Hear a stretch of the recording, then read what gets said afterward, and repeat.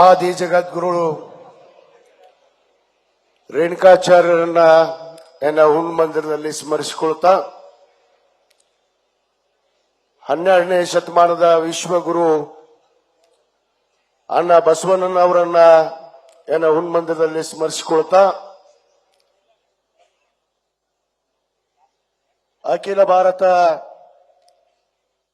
ವೀರಶೈವ ಲಿಂಗಾಯತ ಮಹಾಸಭೆ ಆಯೋಜಿಸಿರುವಂತಹ ಈ ಏಕತಾ ಸಮಾವೇಶದ ವೇದಿಕೆಯ ದಿವ್ಯ ಸಾನ್ನಿಧ್ಯವನ್ನ ಅಲಂಕರಿಸಿರುವಂತಹ ಈ ನಾಡಿನ ಈ ವಿಶ್ವದ ಎಲ್ಲ ಪಂಚಪೀಠಾಧೀಶ್ವರರ ದಿವ್ಯ ಪಾದ ಪದ್ಮಗಳಲ್ಲಿ ನನ್ನ ಭಕ್ತಿಪೂರ್ವಕವಾದ ನನ್ನ ಹಣಿಯನ್ನ ಮನೆಯುತ್ತಾ ಅದೇ ತರನಾಗಿ ವೇದಿಕೆ ಮೇಲೆ ಉಪಸ್ಥಿತಿರುವಂತಹ ಎಲ್ಲ ಹರಗುರು ಚರಮೂರ್ತಿಗಳ ಪಾದಾರಂದಲ್ಲಿ ಕೂಡ ನನ್ನ ಭಕ್ತಿಪೂರ್ವಕವಾದ ನಮನಗಳನ್ನು ಸಮರ್ಪಿಸಿ ಈ ವೇದಿಕೆಯ ಗೌರವ ಅಧ್ಯಕ್ಷರಾದಂತಹ ಎಲ್ಲ ನಮ್ಮ ಮಹಾಸಭೆಯ ಗೌರವಾನ್ವಿತ ಅಧ್ಯಕ್ಷರೇ, ಎಲ್ಲ ಪದಾಧಿಕಾರಿಗಳೇ ಹಾಗೂ ಉಪಸ್ಥಿತಿರುವಂತಹ ಎಲ್ಲ ಮಾಜಿ ಮುಖ್ಯಮಂತ್ರಿಗಳೇ ಹಾಗೂ ಸಚಿವರೇ, ಮಾಜಿ ಸಚಿವರೇ ಹಾಗೂ ಶಾಸಕರೇ ಹಾಗೂ ಈ ಸಭಾಂಗಣದಲ್ಲಿ ಆಸೀನರಾದಂತಹ ಎಲ್ಲ ನನ್ನ ಸಮುದಾಯದ ಎಲ್ಲ ತಂದೆ ತಾಯಿಯಂದರೆ, ಗುರು ಹಿರಿಯರೇ, ಯುವ ಮಿತ್ರರೇ, ತಾಯಂದಿರೇ, ಮಾಧ್ಯಮದ ಸ್ನೇಹಿತರೆ, ಎಲ್ಲರಿಗೂ ನನ್ನ ಶರಣಾರ್ಥಿಗಳು. ಬಂಧುಗಳೇ, ಇವತ್ತಿನ ಈ ಏಕತಾ ಸಮಾವೇಶ ಈಗಾಗಲೇ ಅನೇಕ ನಮ್ಮ ಹಿರಿಯರು, ಮಾಜಿ ಮುಖ್ಯಮಂತ್ರಿಗಳು, ಸಮಾಜ ಗಣ್ಯಮಾನ್ಯರು, ನಮ್ಮ ಮಹಾಸಭಾದ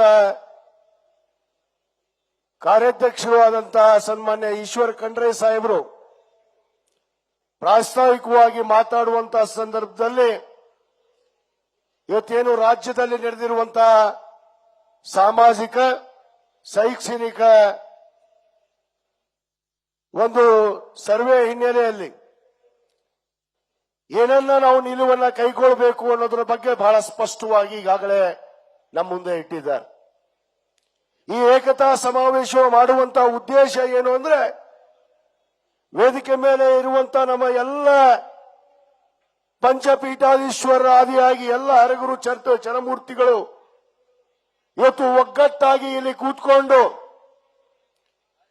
ಈ ನಾಡಿಗೆಲ್ಲ, ಈ ಭಾರತ ದೇಶಕ್ಕೆ ಒಂದು ಸಂದೇಶವನ್ನ ಕೊಡೋದ್ರ ಮುಖಾಂತರ ನಾವೆಲ್ಲರೂ ವೀರರು ಹೌದು, ಶೈವರು ಹೌದು, ಲಿಂಗಾಯತರು ಹೌದು ಅನ್ನೋದನ್ನ, ಶಕ್ತಿಯನ್ನ ತುಂಬೋದಕ್ಕಾಗಿ ಇವತ್ತು ನಮ್ಮನ್ನೆಲ್ಲರನ್ನು ಒಗ್ಗಡಿಸಿದ್ದಾರೆ ಅನ್ನೋದನ್ನ ನಾವು ಮೊದಲು ಅರ್ಥ ಮಾಡ್ಕೋಬೇಕಾಗಿದೆ. ಬಂಧುಗಳೇ, ಅರ್ಥ ಮಾಡ್ಕೋಬೇಕಾಗಿದೆ.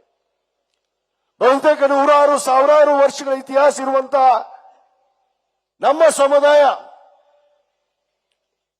ಅನೇಕ ಪಟ್ಟಬದ್ಧ ಹಿತಾಸಕ್ತಿಗಳ ಕೈಯಲ್ಲಿ ಸೇರಿ ನಾವು ಚೂರು ಚೂರಾಗಿ ಹೋಗ್ತಾ ಇರುವಂತದ್ದು ಇವತ್ತು ನಮ್ಮ ಪೂಜ್ಯರು ಸಹಿಸದೆ, ನಮ್ಮ ಹಿರಿಯರು ಸಹಿಸದೆ, ನಾವೆಲ್ಲ ಒಗ್ಗಟ್ಟಿನ ಮಂತ್ರವನ್ನ ಹೇಳದೆ ಇದ್ರೆ ನಮಗೆ ಉಳಿಗಾಲ ಇಲ್ಲ ಅನ್ನೋದನ್ನ ಇವತ್ತು ಅರ್ಥೈಸಿಕೊಂಡು ಈ ಏಕತಾ ಸಮಾವೇಶವನ್ನ ಇವತ್ತು ಮಾಡ್ತಾ ಇದ್ದಾರೆ. ಬಂಧುಗಳೇ, ಆದ ಕಾರಣ ನಾನು ಒಂದು ಮಾತನ್ನ ಇಲ್ಲಿ ಹೇಳಕ್ಕೆ ಇಚ್ಛೆ ಪಡ್ತೇನೆ.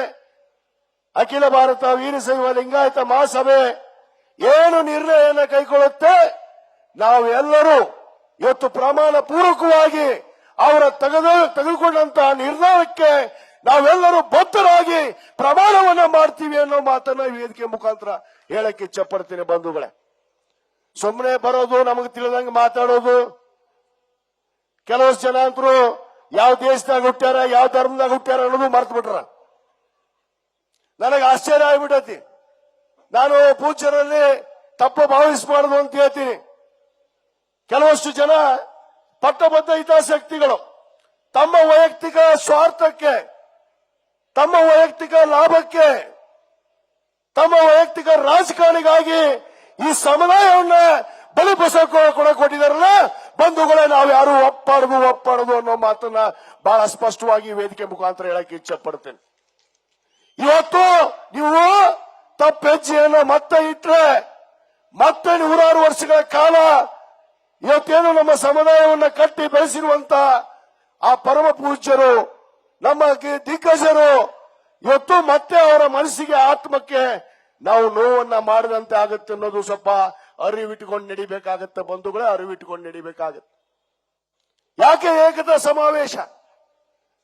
ಇವತ್ತು ಸರ್ವ ಜನಾಂಗವನ್ನೇ ಪ್ರೀತಿ ಮಾಡುವಂತ ಸಮುದಾಯ ಈ ಭಾರತ ದೇಶದಲ್ಲಿ ಯಾವುದಾದ್ರೂ ಒಂದಿದ್ರೆ ಅದು ವೀರಶೈವ ಲಿಂಗಾಯತರು ಅನ್ನೋದನ್ನ ನಾವು ಮೊದಲು ಅರ್ಥ ಮಾಡ್ಕೋಬೇಕು. ಎಲ್ಲ ಜಾತಿ ಜನಾಂಗವನ್ನ ನಾವು ಪ್ರೀತಿಸ್ತೀವಿ, ಎಲ್ಲರಿಗೂ ಸಹಕಾರವನ್ನ ಕೊಡ್ತೀವಿ. ತ್ಯಾಗ ಮನೋಭಾವನೆಯನ್ನು ಉಳ್ಳವರು, ಸಹನೆ ಇರುವಂತ ಶಕ್ತಿ ಉಳ್ಳವರು, ಎಲ್ಲ ಶಕ್ತಿವನ್ನ, ಆ ಸಂಸ್ಕಾರವನ್ನ, ಆ ಸಂಸ್ಕೃತಿಯನ್ನ ಕೊಟ್ಟಂತವರು ಯಾರು ಅಂದ್ರೆ ಅದು ಈ ವೇದಿಕೆಯನ್ನ ಸಾನ್ನಿಧ್ಯ ವಹಿಸಿರುವಂತ ನಮ್ಮ ಎಲ್ಲ ಪಂಚಪೀಠಾಧೀಶರು, ಎಲ್ಲ ಹರಗುರು ಚರಮೂರ್ತಿಗಳು ಅನ್ನೋದನ್ನ ನಾವು ಅರ್ಥೈಸಿಕೊಂಡು ಇವತ್ತು ಒಂದು ಕಾಲ ಕೂಡಿ ಬಂದಿದೆ. ಅದು ಅಖಿಲ ಭಾರತ ವೀರಶೈವ ಲಿಂಗಾಯತ ಮಹಾಸಭೆ ಇವತ್ತು ಏಕತಾ ಸಮಾವೇಶವನ್ನ ಮಾಡಿ ಇವತ್ತು ನಾವೆಲ್ಲರೂ ಈ ಉಸಿರಿರುವವರಿಗಾಗಿ, ಈ ಭೂಮಿ ಇರುವವರೆಗಾಗಿ ನಾವೆಲ್ಲರೂ ಒಂದಾಗಿರ್ತೀವಿ ಅನ್ನೋದನ್ನ ಸಂದೇಶವನ್ನ ಕೊಟ್ಟಿದ್ದಾರೆ. ತಾವೆಲ್ಲರೂ ಇವತ್ತು ಪ್ರಮಾಣ ಪೂರ್ವಕವಾಗಿ ಪ್ರಮಾಣವನ್ನ ಮಾಡಿ ಈ ವೇದಿಕೆ ಮೇಲೆ ಇರುವಂತಹ ಎಲ್ಲರ ಪೂಜ್ಯರ ಪಾದ ಸಾಕ್ಷಿಯಾಗಿ ನಾವು ಪ್ರಮಾಣ ಮಾಡಿ ಇವತ್ತು ಹೋಗ್ಬೇಕಾಗತ್ತೆ. ಇಲ್ಲಿ ಹೋಗೋದು, ಇಲ್ಲಿ ಮಾತಾಡೋದು, ಇಲ್ಲಿದ್ದವರು ಪೂಜ್ಯರ ಬಗ್ಗೆ ಜೈ ಅನ್ನೋದು, ಹೊರಗೋಗಿ ನಿಮ್ಮದೇ ಬಸ್ ಮಾಡ್ರಪ್ಪ. ಮತ್ತೆ ಈಗ ಅಭಿಷೇ ಇಲ್ಲಿಗೆ ತಂದಿರಿ ನಮ್ಮನ್ನ. ಇವತ್ತು ಒಡೆದ ಆಳಿ ನಮ್ಮನ್ನ ಎಲ್ಲಿಗೆ ತಂದಾರಂದ್ರ ಅದೋ ಗತಿಯಾಗಿದೆ. ಒಬ್ರು ಹೇಳ್ತಾರೆ, ನಾನು ಈಗ ಯಾರ ಬಗ್ಗೆ ಟೀಕೆ ಮಾಡಕ್ ಹೋಗೋದಿಲ್ಲ, ಆದ್ರೆ ಇಲ್ಲಿ ಬಂದಿದ್ದು ಅವರು ಎಲ್ಲರಿಗೂ ವಿನಂತಿ ಮಾಡ್ಕೋತೀನಿ. ನಾವು ಇಲ್ಲಿ ವೀರಶೈವ ಲಿಂಗಾಯತರು ಅನ್ನೋಂತವ ಎಲ್ಲ ಒಳಪಂಗಡದವರು ನಾವು ಇಲ್ಲಿ ಸೇರಿದೀವಿ. ಇವತ್ತು ಎಲ್ಲ ಒಳಪಂಗಡದವರು ಇವನ್ನ ಪ್ರಮಾಣ ಮಾಡಬೇಕು. ಹೊರಗೇನು ಬೆಂಕಿ ಹಚ್ಚಕ್ ಒಂದಿಷ್ಟು ಮಂದಿ ಕುಂತಾರ. ಒಬ್ಬ ಬೆಂಗಳೂರಾಗ ಸಮಾವೇಶ ಮಾಡ್ತಾನ, ಒಬ್ಬ ಹುಬ್ಳಿಯಾಗ ಸಮಾವೇಶ ಮಾಡ್ತಾನ, ಒಬ್ಬ ಬೆಳಗಾವಿದಾಗ ಸಮಾವೇಶ ಮಾಡ್ತಾನ, ಇನ್ನು 22 ತರ ಎಲ್ಲೆಲ್ಲಿ ಮಾಡ್ತಾರ ಮರ ಗೊತ್ತೇ ಇಲ್ಲ. ಎಲ್ಲೆಲ್ಲಿ ಹಾದಿ ತಪ್ಸಕ್ ಸಾಧ್ಯ ಐತೆ ಹಾದಿ ತಪ್ಸಕ್ ಅವ್ರು ನಿಂತಾರ. ಒಡೆದ ಆಳೆ ಇಲ್ಲಿಗೆ ತಂದಾರ ನಮ್ಮನ್ನ.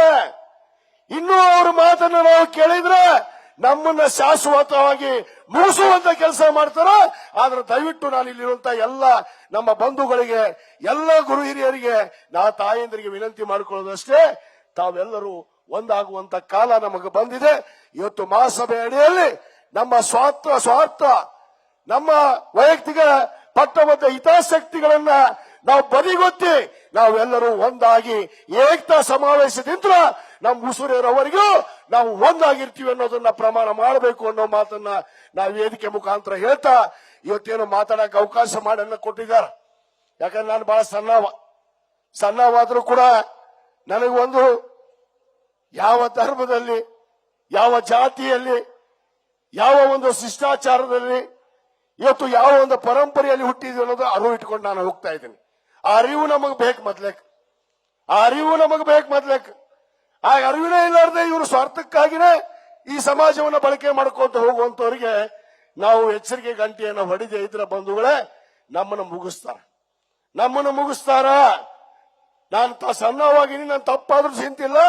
ನಾನು ಒಂದು ಮಾತನ್ನ ಬಹಳ ಸ್ಪಷ್ಟವಾಗಿ ಹೇಳ್ತೀನಿ, ಈ ಪಟ್ಟಬದ್ಧ ಹಿತಾಸಕ್ತಿಗರಿಗೆ ನಾವ್ಯಾರು ಮನಿ ಹಾಕಬಾರ್ದು. ಯಾಕಂದ್ರೆ ಅವರ ಉದ್ದೇಶವಿದೆ. ಏನಿವತ್ತು ನಮ್ಮ ಧರ್ಮದ ಕಾಲಮಲ್ಲಿ ನಮ್ಮ ಧರ್ಮ ಇಲ್ಲ ಅಂತ ಹೇಳ್ತಾರೆ. ಫಸ್ಟ್ ಅವ್ರು ಹೇಳುವಂತ ರೀತಿ ನೋಡ್ರಿ ನಿಮ್ಗೆ ಹಾದಿ ತಪ್ಪಿಸೋದು. ಇಲ್ಲಿ 7-8 ಧರ್ಮದವ್ ನಮ್ಮ ದೇಶದಾಗ, 7-8 ಧರ್ಮಗಳದಾವ್. ಅದಕ್ಕೆ ಹೇಳ್ತಾರ ಅವರು, ನಿಮಗೆ ಧರ್ಮ ಅಂತ ಗುರುತಿಸ್ಬೇಕಂದ್ರೆ ನೀವು ಇವ್ರ ಜೊತೆ ಸೇರ್ಕೊಡ್ರಿ, ನಿಮಗೆ ಸೇರ್ತೈತಿ. ಇವ್ರ ಜೊತೆ ಸೇರ್ಕೊಡ್ರಿ, ನಿಮಗೆ ಬರ್ತೈತಿ. ಯಾಕಪ್ಪ ಪ್ರತ್ಯೇಕ ಧರ್ಮವನ್ನ ಈ ದೇಶದಲ್ಲಿ ಹುಟ್ಟಾಕೋದಕ್ಕೆ ವೀರಶೈವ ಲಿಂಗಾಯತರಿಗೆ ಶಕ್ತಿ ಇಲ್ವಾ? ಶಕ್ತಿ ಇಲ್ಲ ನಮ್ಮ ಹತ್ರ. ಇವತ್ತಿನ ಪ್ರಾರಂಭ ಆಗಿದೆ. ನಮ್ಮ ಪೂಜ್ಯರ ಸಾನ್ನಿಧ್ಯದಲ್ಲಿ ಇವತ್ತು ನಾವೆಲ್ಲರೂ ಪ್ರತ್ಯೇಕ ಧರ್ಮವನ್ನ ನಾವು ಮಾಡೋಣ. ಅದು ವೀರಶೈವ ಲಿಂಗಾಯತ ಅನ್ನೋ ಧರ್ಮವನ್ನ ನಾವು ಮಾಡಬೇಕು ಬಂಧುಗಳೇ, ನಾವು ಮಾಡಬೇಕು. ಯಾವುದೋ ಯಾವುದೋ ಧರ್ಮದ ಅಡಿಯಲ್ಲಿ ಯಾರೋ ಛತ್ರಿ ಹಿಡಿದಾಗ ಆ ಛತ್ರಿ ತಳಗೋಗಿ ನಿಂದ್ರ ಚಟ ನಮಗಿಲ್ಲ. ಯಾಕಂದ್ರೆ ನಾವು ವೀರರು ಹೌದು, ಸೂರ್ಯರು ಹೌದು, ಸಹನವುಳ್ಳ ಶಕ್ತಿ ಉಳ್ಳವರು, ಎಲ್ಲರನ್ನ ಕರ್ಕೊಂಡು ಹೋಗುವಂತ ಶಕ್ತಿಯನ್ನು ಹೊಂದಿದ್ದೀವಿ. ಆದ್ರ ಒಂದು ದಿವಸ ಸಿಡಿದೆದ್ರ ಏನಾಗತ್ತೆ? ಸಿಡಿದೆದ್ರ ನಾವು ಎಲ್ಲದಕ್ಕೂ ಸಾಧ್ಯ ಅನ್ನೋದನ್ನು ಕೂಡ ತೋರಿಸೋದು ನಮಗ್ ಗೊತ್ತೈತಿ. ಅದಕ್ಕೆ ಬಂಧುಗಳೇ, ನನಗೆ ಲೈಟ್ ಚಲೋ ಆತಿಲ್ಲ, ಲೈಟ್ ಬಂತು ನನಗ. ಅದಕ್ಕೆ ದಿಂಗಾಲೇಶ್ವರ ಪೂಜ್ಯರಿಗೆ ನಾನು ಧನ್ಯವಾದಗಳು ಹೇಳ್ತೀನಿ. ನಾವೆಲ್ಲರೂ ಒಂದಾಗಿರೋಣ, ಅದಕ್ಕೆ ಒಂದೇ ಮಂತ್ರವನ್ನು ಕರೆಯೋಣ. ಮಾನವ ಧರ್ಮಕ್ಕೆ,